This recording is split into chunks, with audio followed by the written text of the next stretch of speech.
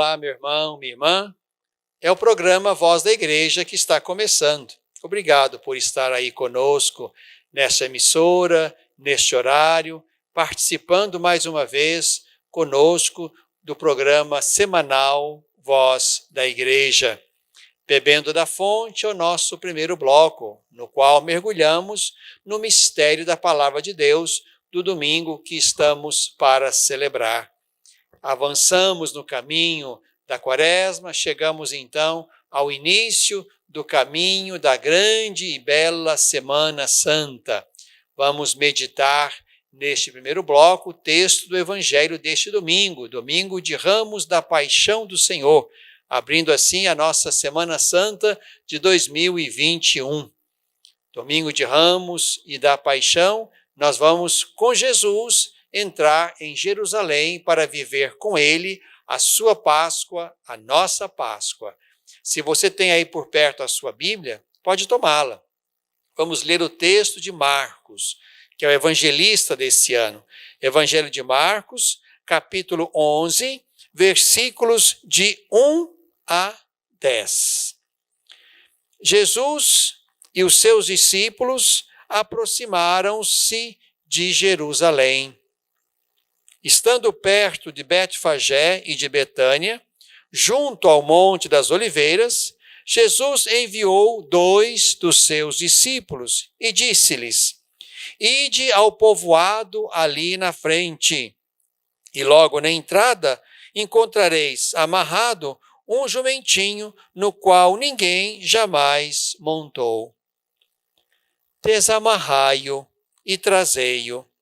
E se alguém vos perguntar por que fazeis isso, respondei: o Senhor precisa dele, mas logo o mandará de volta.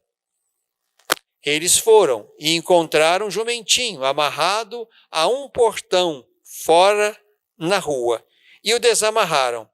Alguns dos que estavam ali disseram: por que estáis fazendo isso, desamarrando o jumentinho? Os discípulos responderam conforme Jesus havia mandado, e eles permitiram. Trouxeram então o jumentinho até Jesus, puseram seus mantos em cima, e Jesus montou. Muitos estenderam seus mantos no caminho, outros espalharam ramos apanhados no campo.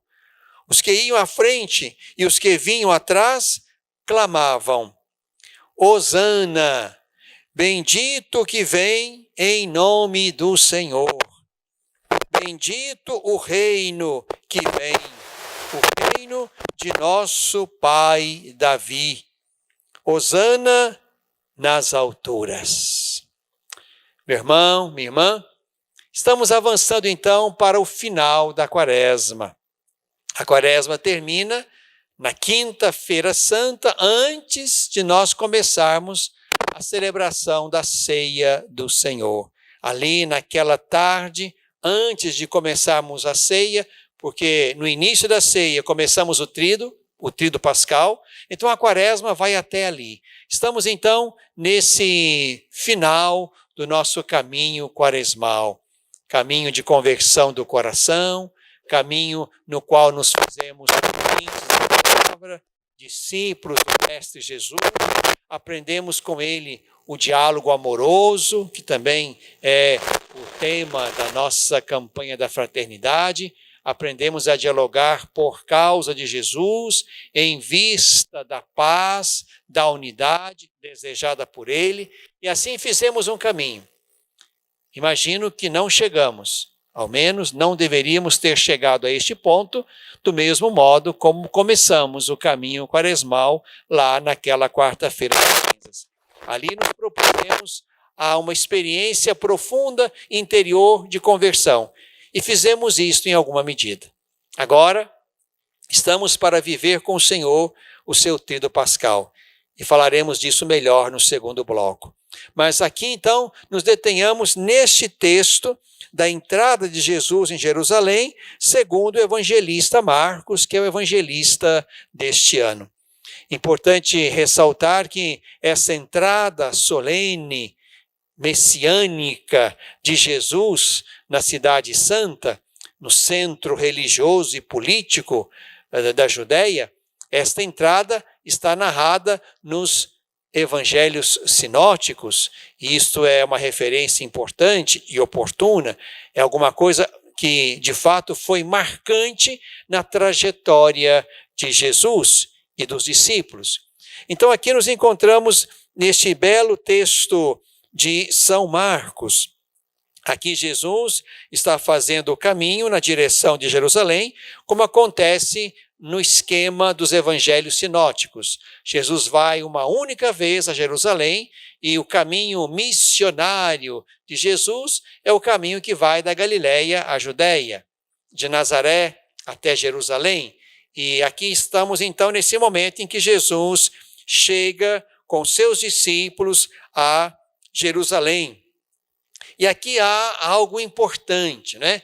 O texto de Marcos dá uma atenção especial e grande a um fato, o fato de Jesus entrar montado num jumentinho.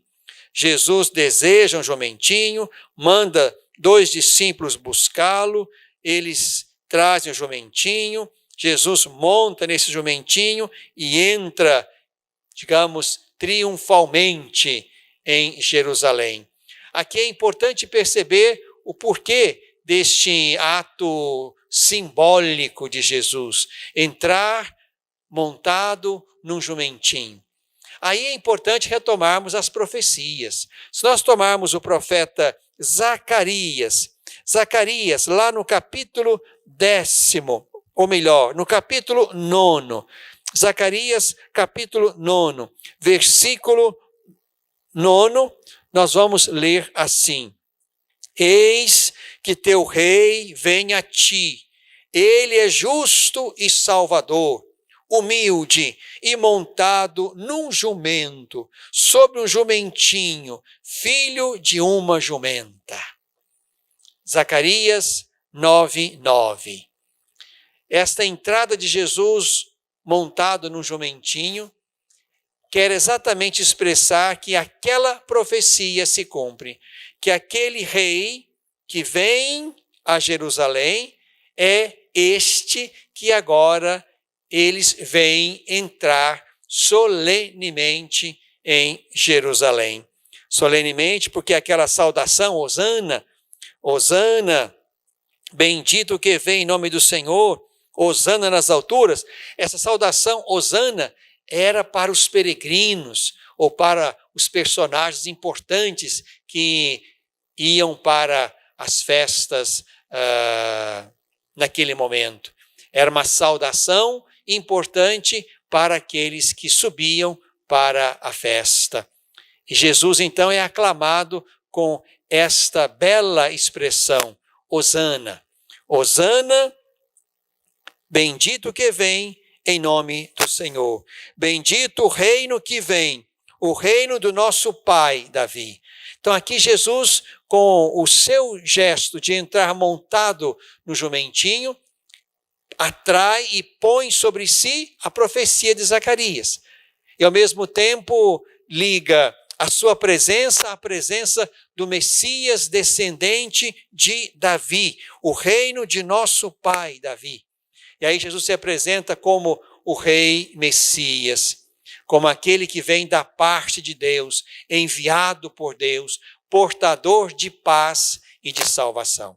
É isso que estamos para viver, meu irmão, minha irmã, nesta semana chamada Santa. Entramos com Jesus na cidade de Jerusalém, Jesus consciente da sua missão, da sua paixão, então vai como quem tem ciência do que veio fazer e quer manter a sua fidelidade ao Pai. É exatamente aí, nesta experiência, que nós vamos saborear de modo eficaz e duradouro a Páscoa. Páscoa dele por primeiro e para aqueles que crerem nele. Os que crerem nele vão saborear a sua vitória, vão tomar parte no seu reino messiânico, vão assumir também para si o reino de Deus, que queremos que venha, que já está no meio de nós e queremos que cresça e vá ganhando amplitude. Para isso celebramos uma Semana Santa, para bebermos do mistério de Cristo e avançarmos na direção do seu reino, a fim de que a nossa experiência de fé olhe para o mundo com a esperança de que ele pode ser melhor, pode ser do jeito de Deus. E olhando para o mundo e pensando o mundo segundo Deus, vamos interferir positivamente para tirar do meio do mundo, das suas estruturas e dos corações humanos, todo o mal, toda injustiça, tudo aquilo que está na contramão. Para isso, vamos viver uma Semana Santa, para podermos mergulhar nesse mistério pascal e mergulhar também o mundo neste mesmo mistério, a partir da nossa presença fecunda de discípulos missionários num coração do mundo que precisa e grita por grandes e profundas transformações que virão pela presença dos discípulos do Senhor, que vão no coração do mundo organizá-lo segundo Deus. Bebemos da fonte.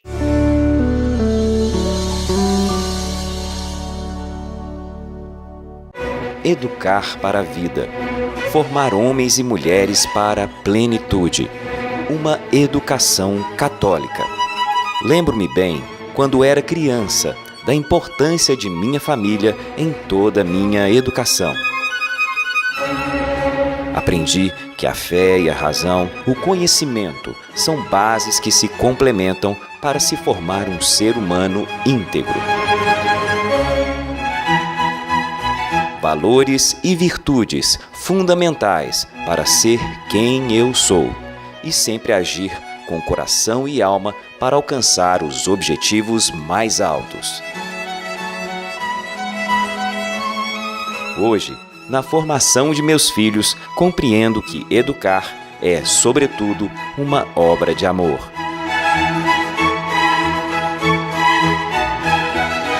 Colégio Magnífica. Educar para a plenitude. Pré-matrículas abertas.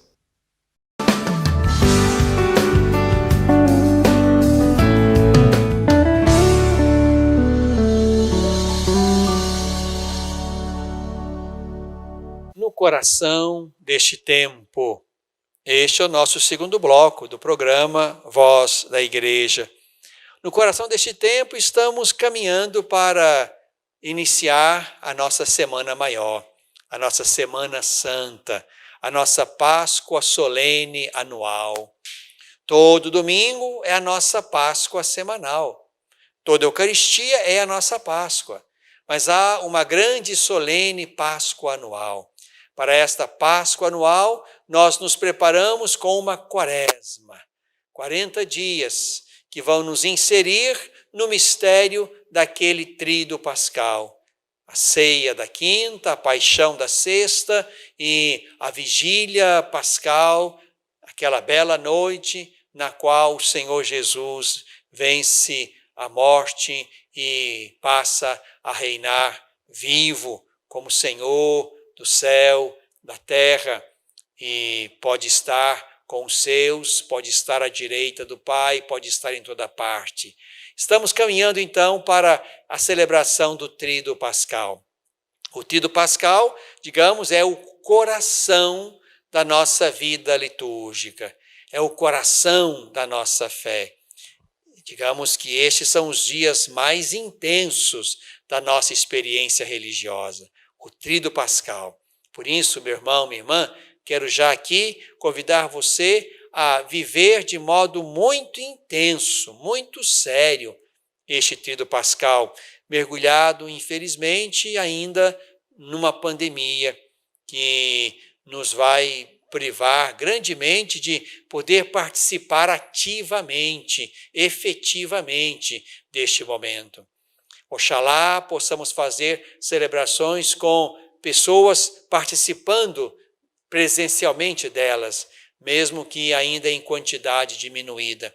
Mas o importante é que você, seja lá na igreja, seja aí na sua casa, dedique um tempo particularmente importante, sério para a celebração do Tríduo Pascal. A quinta-feira santa da Ceia do Senhor, a sexta-feira da Paixão e a grande e bela vigília pascal, na qual nós celebramos a vitória do Senhor e cantamos isto com alegria naquela noite.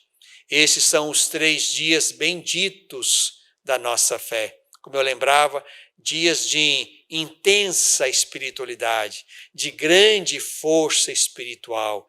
Tínhamos que nos preparar e gastar toda a nossa energia humana e espiritual para vivermos estes 3 dias e sairmos deles renovados na fé.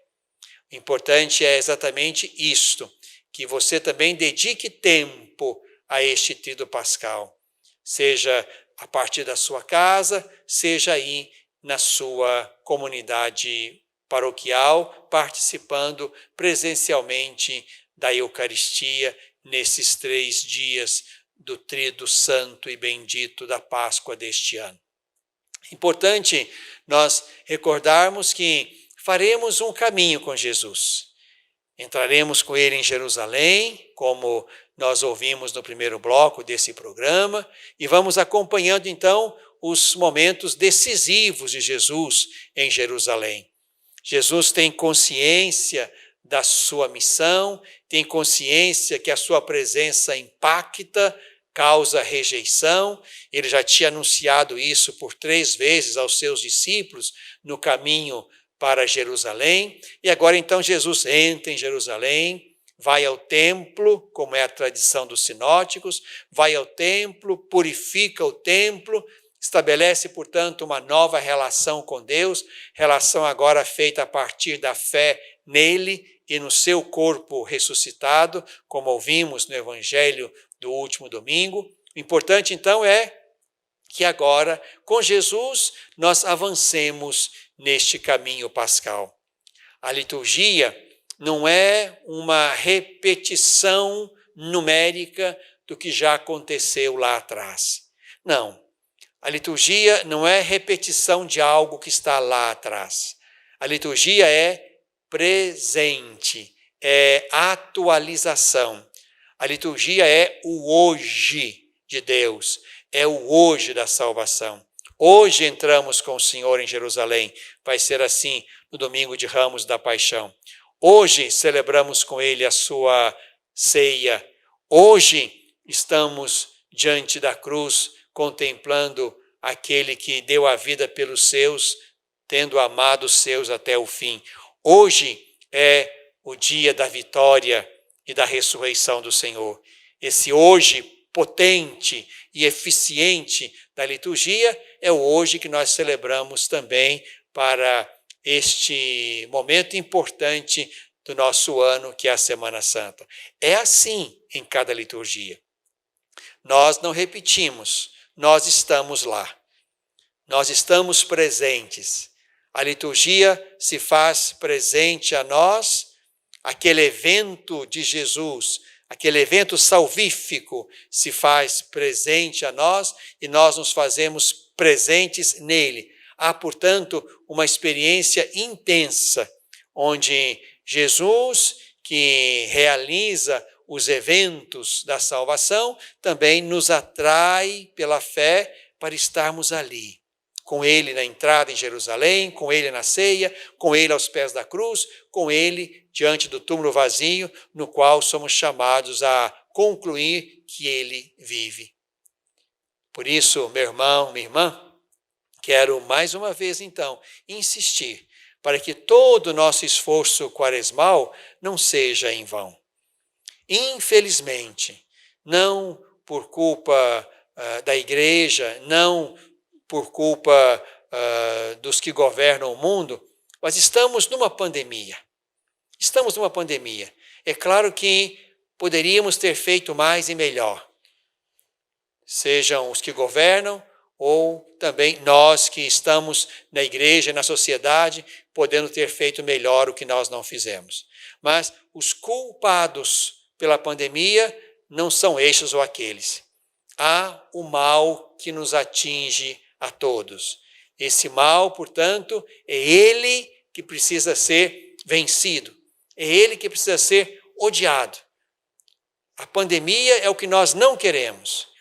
E aqui, mais do que encontrar culpados ou responsáveis, e haveremos de encontrar se quisermos, né? Mas aqui se trata agora de estarmos juntos para combater este mal. Não queremos ninguém esta pandemia. Não queremos que ela continue roubando a vida dos nossos queridos, nos obrigando a enterrá-los sem nos despedir deles, mutilando vidas e histórias precocemente. Não queremos isto. Agora o que importa, meu irmão, minha irmã, é nós reconsiderarmos a vida a partir da Páscoa. Não somos seres para a morte, somos seres para a vida. Na Páscoa de Jesus haveremos de vencer também esta cruz, este momento difícil de morte no qual nos encontramos. A Páscoa é remédio para a morte que também nos ronda neste tempo de pandemia. O mais importante é celebrarmos a Páscoa, bebermos da força poderosa deste evento de fé, a fim de que possamos sair dela mais resistentes, mais confiantes na vitória, mais capazes de acreditar na vitória do Cordeiro e a nossa vitória com ele, mais capazes de enfrentar a pandemia, tomando a nossa responsabilidade no cuidado, na atenção, na responsabilidade ética e social.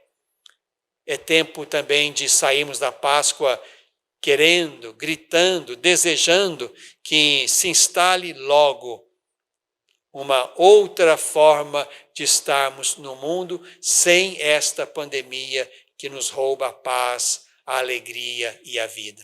Oxalá todos possamos ter acesso à vacina, que é um caminho que pode colocar ordem nesta desordem. A vacina precisa ser para todos, na ordem certa, sem que ninguém queira puxar vantagem para si ou apressar a sua hora. A vacina precisa ser democratizada. Os mais pobres também precisam recebê-la. As populações mais carentes e vulneráveis precisam recebê-la. É preciso que entremos nesta fila da vida, onde, recebendo a vacina e continuando a cuidar uns dos outros, possamos celebrar esta vitória pascal. Apressar a morte, isso é desgraça. Esticar a vida, isso é Páscoa. Desejamos que esta vacina, e mais do que isto, o cuidado que continuaremos a ter conosco, uns com os outros, sejam experiências pascais, experiências de vida, no coração deste tempo.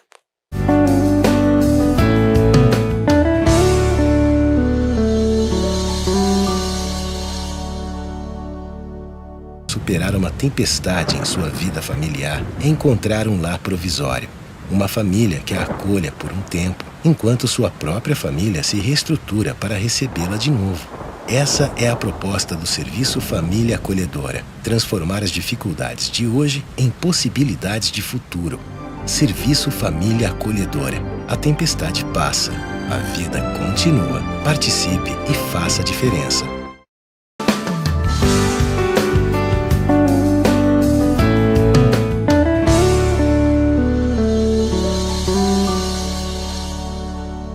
Na tradição da igreja no Brasil está uma campanha da fraternidade que já tem 57 anos de história. Na tradição da igreja há uma coleta da solidariedade, feita aqui no Brasil por ocasião do Domingo de Ramos e da Paixão, desde 1998. Uma coleta que tem feito grande bem a entidades, organismos da igreja, da sociedade civil, ao longo deste tempo em que ela é realizada.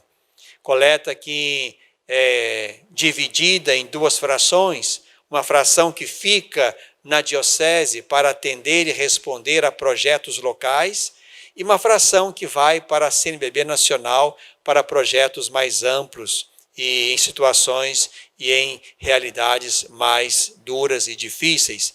Quero convidar você, meu irmão, minha irmã, para também ser generoso nesta ocasião.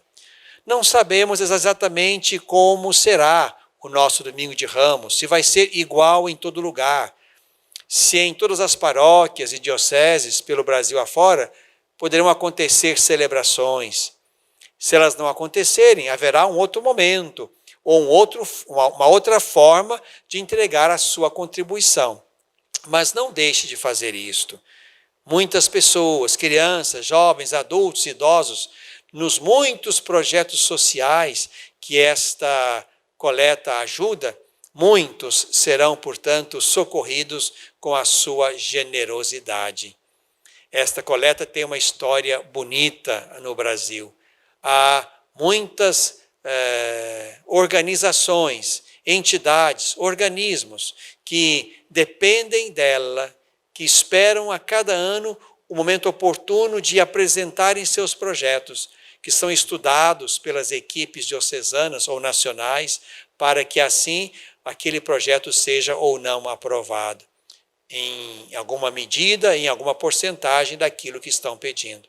A coleta é muito importante. Colabore também você aí na sua comunidade, seja agora no Domingo de Ramos e da Paixão, ou no outro momento em que essa coleta for proposta.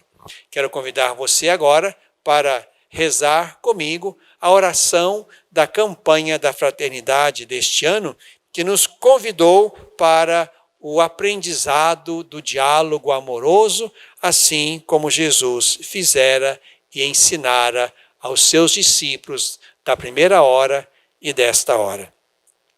Deus da vida, da justiça e do amor, nós te bendizemos pelo dom da fraternidade e por concederes a graça de vivermos a comunhão na diversidade. Através desta campanha da fraternidade ecumênica, ajuda-nos a testemunhar a beleza do diálogo como compromisso de amor, criando pontes que unem em vez de muros que separam e geram indiferença e ódio. Torna-nos pessoas sensíveis e disponíveis para servir a toda a humanidade, em especial aos mais pobres e fragilizados, a fim de que possamos testemunhar o teu amor redentor e partilhar suas dores e angústias, suas alegrias e esperanças, caminhando pelas veredas da amorosidade. Por Jesus Cristo, nossa paz, no Espírito Santo, sopro restaurador da vida. Amém. Na tradição da Igreja.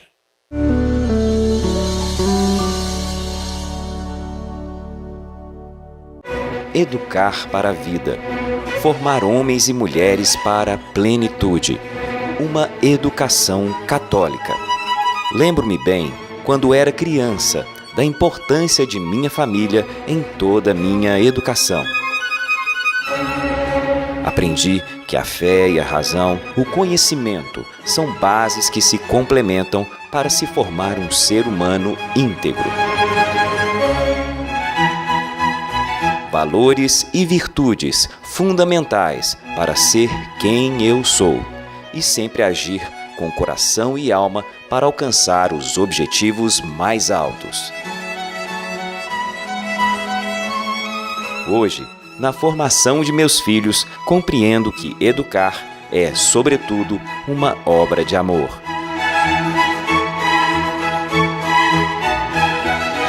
Colégio Magnífica. Educar para a plenitude.